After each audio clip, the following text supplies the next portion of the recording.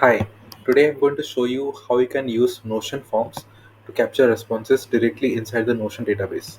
So as you can see, this is a simple demo form that has been created with three typical entries that we can add to create an entry in the Notion database. So for entry 1, I'm going to put in some detail. For entry 2 also, I'm going to put in some detail, and similarly for entry 3. Once we have all the details entered, it will be captured in the responses view. So how exactly will this work? So first of all, if you click on share form, you will be given a link over here.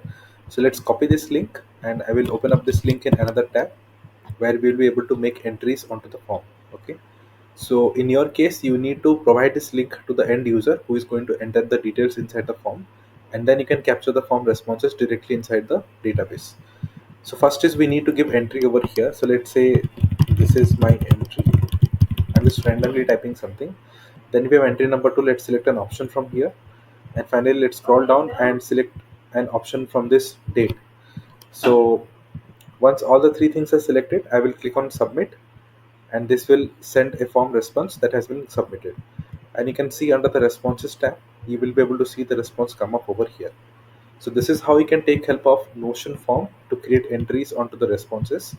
And once the responses are captured, you can head over to PDF output. This is a tool which will help you generate PDF documents with the help of Notion database.